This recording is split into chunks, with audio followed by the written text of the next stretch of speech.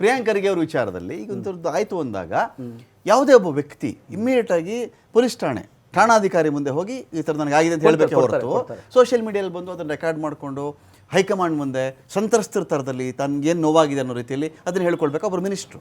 ಇಲ್ಲ, ಅದು ಹೇಳ್ಕೊಂಡು ಪಬ್ಲಿಸಿಟಿ ಸ್ಟಂಟ್ ಅಲ್ವಾ ಇದು, ಅಥವಾ ಇಶ್ಯೂ ಡೈವರ್ಷನ್ ಇದಲ್ವಾ? ಇಂತೆಲ್ಲ ಅನ್ಯಾಯಕ್ಕೆ ನಾನು ಒಳಗಾಗ್ತಾ ಇದ್ದೆ ಬಿಂಬಿಸುವಂತ ಗೊತ್ತಾ, ನಾವು ಹೇಳ್ತಾ ಇರೋದಕ್ಕೆ ಸಾಕ್ಷ್ಯ ಅಂತ. ನಾವು RSS ದ್ವೇಷವನ್ನು ಎಂಕಾರ ತಿನ್ನೋದಕ್ಕೆ ಬಲಪಂಥೀಯವಾದಿಗಳು ಅಥವಾ ಯಾರ್ಯಾರು ಮೂಲಭೂತವಾದಿಗಳಿದ್ದಾರೆ ಈ ತರ ವಿಷಯವನ್ನ ಕಕ್ತಾರೆ ಅನ್ನೋದಕ್ಕೆ ಅವ್ರ ಕಲ್ಚರ್ ಏನಿದೆ ಅನ್ನೋದಕ್ಕೆ ಸಾಕ್ಷ್ಯ ಅಂತ ಒಂದು ಸಾಕ್ಷ್ಯವನ್ನು ಬಿಡುಗಡೆ ಮಾಡಿದ್ದಾರೆ. ಕಾನೂನು ನಿದ್ರೆ ಮಾಡಲ್ವಲ್ಲ ಗೌಡ್ರೆ? ಕಾನೂನು ಪೊಲೀಸ್ ಠಾಣೆ ರಾತ್ರಿ ಹೊತ್ತು ಬೀಗ ಹಾಕಲ್ಲ ಗೌಡ್ರೆ, ರಾತ್ರಿ ಹೊತ್ತು ಪೊಲೀಸ್ ಠಾಣೆ ಬೀಗ ಹಾಕಲ್ಲ, ಕಾನೂನು ನಿದ್ರೆ ಮಾಡಲ್ಲ.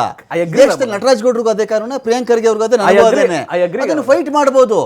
RSS ಆಗ್ಬಿಟ್ರೆ ಇನ್ನು ಎಕ್ಸ್ಕ್ಲೂಸಿವ್ ಆಗಿ ಎಕ್ಸೆಪ್ಷನ್ ಏನಿಲ್ವಲ್ಲ RSS ಗೆ. I agree with you. ಆತನ ಮೇಲೆ ಕ್ರಮ ಆಗುತ್ತೆ, ಶಿಕ್ಷೆ ಆಗುತ್ತೆ, ಎಲ್ಲ ಸರಿ.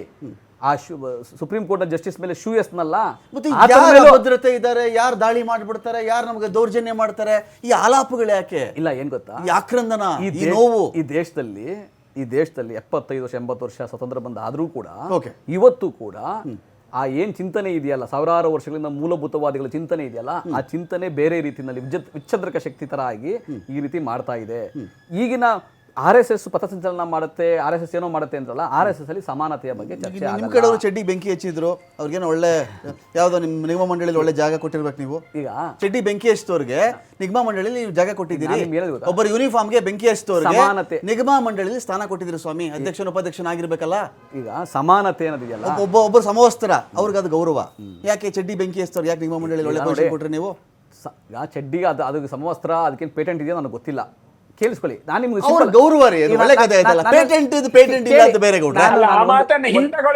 ಈಗ ನಾನು ಗೊತ್ತಿಲ್ಲ, ನಾನು ಸ್ಪಷ್ಟವಾಗಿ ಏನಂತ ಗೊತ್ತಾ, ನಾನು ಚಡ್ಡಿ ಹಾಕೊಂಡವ್ರಿಗೆ, ಈಗ ಚಡ್ಡಿ ಹಾಕೊಂಡವರು ಪ್ಯಾಂಟ್ ಹಾಕೊಂಡವ್ರ ಬಗ್ಗೆ ನಾನು ಚರ್ಚೆ ಮಾಡ್ತಿಲ್ಲ. ನಾನೇನ್ ಹೇಳ್ತಾ ಇದ್ದೀನಿ ಅಂದ್ರೆ, ಮನುಷ್ಯರ ಮನಸ್ಥಿತಿ ಇದೆಯಲ್ಲ, ಅದ್ರ ಮೇಲೆ ಕಲುಷಿತ ಮಾಡ್ತಾ ಇದೆ RSS ಮತ್ತೆ BJPಯ ಸಿದ್ಧಾಂತ.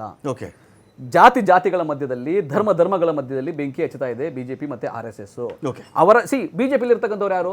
90% RSS ನವರು, ಇನ್ನು 10% ಆ ಕಡೆ ಈ ಕಡೆಯಿಂದ ಕೊಂಡ್ಕೊಂಡ್ರಲ್ಲ ಅವರು, ಆಪರೇಷನ್ ಕಮಲಗಳು ಮಾಡಿ ಆ ತರದವ್ರು ಮಾತ್ರ 10% ಇದಾರೆ. ಬಿಟ್ರೆ ಅವ್ರೇನು ಯಾವತ್ತೂ ಹೇಳೂ ಇಲ್ಲ RSS ಯಾರು ಇಲ್ಲ ಸೇರ್ಸಲ್ಲ ಅಂತ ಬಿಜೆಪಿ ಹೇಳೂ ಇಲ್ವಲ್ಲ. ಕೇಳಿ, ಬಿಜೆಪಿ ಮತ್ತೆ RSS ಎರಡು ಒಂದೇ. ಅದು ಸಾಂಸ್ಕೃತಿಕ ಸಂಘಟನೆ ಅನ್ಕೋತದೆ, ಇದು ರಾಜಕೀಯ ಪಕ್ಷ ಅನ್ಕೋತದೆ, ವ್ಯತ್ಯಾಸ ಇಲ್ಲ. ಈಗ ನೀವು ಈ ಸಂವಿಧಾನದ ಮೇಲೇನೆ ಬುಲ್ಡೋಸ್ ಮಾಡ್ತಾ ಇದ್ದೀರಾ, ಓವರ್ ರೈಡ್ ಮಾಡ್ತಾ ಇದ್ದೀರಾ, ನೀತಿ ನಿಯಮಗಳನ್ನು ಉಲ್ಲಂಘನೆ ಮಾಡಿಯೂ ಜನಗಳಲ್ಲಿ ನಿಮ್ಮದೇ ಆಗಿರತಕ್ಕಂಥ ವೇನಲ್ಲಿ ವಿಷ ಬೀಜವನ್ನು ಬಿತ್ತಿ ದೊಡ್ಡ ತೋಟ ಅರಣ್ಯ ಮಾಡ್ತಾ ಇದ್ದೀರಾ ಮನಸ್ಸಲ್ಲಿ ಅಂತ. ವಿಷ ಬೀಜಗಳ ಅರಣ್ಯ ಮಾಡ್ತಾ ಇದ್ದೀರಾ ಅಂತ. ಇವತ್ತಿನವರೆಗೂ ಸಂಘ ಅಂತ ಕೆಲಸ ಮಾಡ್ಲೇ ಇಲ್ಲ. ಸಂಘ ಸಮಾಜ ಸುಧಾರಣೆಯನ್ನ ಮಾಡಿದೆ, ಸಂಘ ರಾಷ್ಟ್ರದ ಚಿಂತನೆಯನ್ನ ಹಚ್ಚಿದೆ. ಆ ಮೂಲಕವಾಗಿ ರಾಷ್ಟ್ರ ಮೊದಲು ಅಂತ ಸಂಘ ಹೇಳ್ತದೆ, ಯಾವ ಪಕ್ಷನೂ ಹೇಳಲ್ಲ. ಈಗ ಭಾಜಪ ಹೇಳತ್ತೆ ಅಂತ ಒಪ್ಪಿಕೊಳ್ಳೋಣ, ಅದು ಸಂಘದ್ದೇ ಒಂದು ಭಾಗ ಅಂತ ಇಟ್ಕೊಳ್ಳೋಣ. ಆದ್ರೆ ಯಾರು ಹೇಳಲ್ಲ, ರಾಷ್ಟ್ರ ಮೊದಲು ಅಂತ ಹೇಳಲ್ಲ. ಈಗ ಇವರು ಹೇಳ್ತಾರೆ ಸಂವಿಧಾನ ಮೊದಲು ಅಂತ ಹೇಳ್ತಾರೆ. ಸಂವಿಧಾನಕ್ಕೂ ರಾಷ್ಟ್ರಕ್ಕೂ ಅನ್ಯೋನ್ಯವಾದ ಸಂಬಂಧ ಇದೆ. ಸಂವಿಧಾನ ಇದ್ದರೆ ರಾಷ್ಟ್ರ, ರಾಷ್ಟ್ರ ಇದ್ರೆ ಸಂವಿಧಾನ. ಹಾಗಾಗಿ ರಾಷ್ಟ್ರವನ್ನ ಮೊದಲು ಹೇಳೋದು ಸಂಘ, ಆಮೇಲೆ ಸಂವಿಧಾನದ ಬಗ್ಗೆ ಮಾತಾಡ್ತದೆ ಸಂಘ. ಆದ್ರೆ ಈ ಅಂಬೇಡ್ಕರ್ ವಾದ ಏನಿದೆಯಲ್ಲ, ಅಂಬೇಡ್ಕರ್ ಚಿಂತನೆಯನ್ನು ಇಟ್ಟುಕೊಂಡೇ ಸಂಘ ಬೆಳೆದಿದೆ. ಸಂಘದಲ್ಲಿ ಅಂಬೇಡ್ಕರ್ ಅವರಿಗೆ ಇವತ್ತಿಗೂ ಸ್ಥಾನ ಇದೆ. ಹಾಗಾಗಿ ಅವರ ಪುಸ್ತಕದಲ್ಲಿ ಸಂಘದ ಬಗ್ಗೆನೆ ಬರೆದಿದ್ದಾರೆ. ಸನ್ಮಾನ್ಯ ಡಾಕ್ಟರ್ ಭೀಮರಾವ್ ಅಂಬೇಡ್ಕರ್ ಜಿ ಆ ತರ ಬರೆದಿದ್ದಾರೆ. ಅವರ ಇಚ್ಛೆಯ ಒಳಗೂ ಅವರೇನು ಹೇಳಿದ್ದಾರೆ, ಅಲ್ಲಿ ಯಾವುದೋ ಒಂದು ತತ್ವ, ಇಸ್ಲಾಂ ಅನ್ನ ಇವರು ಏನು ಪ್ರಚೋದನೆ ಮಾಡ್ಲಿಕ್ಕೆ ಹೊರಡ್ತಾರಲ್ಲ, ಅದ್ರ ಬಗ್ಗೆ ಅವರ ಖಂಡನೆ ಇದೆ. ಯಾರು ಅಂಬೇಡ್ಕರ್ ಜಿ ಅವರ ಖಂಡನೆ ಇದೆ. ಆಗಿರುವುದರಿಂದ ಇವತ್ತಿನ ಸ್ಥಿತಿಯ ಸನ್ನಿವೇಶದಲ್ಲಿ ಸಂಘವನ್ನ ಎಲ್ಲರೂ ಒಪ್ಪಿಕೊಂಡಿದ್ದಾರೆ. ಈಗ ಇವರು ಹೇಳ್ತಾರಲ್ಲ, ಈಗ ನಾಳೆ ಒಬ್ಬ ಸಂಘದ ಒಬ್ಬ ಕಟ್ಟಾಳು ಬಿಜೆಪಿಯಲ್ಲಿದ್ದವ ನಾಳೆ ಕಾಂಗ್ರೆಸ್ಗೆ ಹೋದ್ರೆ ಒಪ್ಪಲ್ವಾ ಇವರು? ಅದನ್ನ ಹೇಳ್ತಾರ? ಒಪ್ಪುದಿಲ್ಲ ಅಂತ ಹೇಳ್ತಾರ? ಹಾಗೆಲ್ಲ ಇಲ್ಲ. ಅವ್ರು ಹೇಳ್ತಾರಲ್ಲ, ರಾಜಕೀಯದಲ್ಲಿ ಶತ್ರುಗಳು ಇಲ್ಲ, ಮಿತ್ರರು ಇಲ್ಲ ಅಂತ ಹೇಳ್ಕೊಳ್ತಾರಲ್ಲ. ಹಾಗಾಗಿ ನಾವು ಹೇಳೋದು, ನೀವು ರಾಜಕೀಯದಲ್ಲಿ ಸಂಘವನ್ನ ತೊಳುಕು ಹಾಕಬೇಡಿ. ಸಂಘ ಬೇರೆ, ಬಿಜೆಪಿ ಬೇರೆ.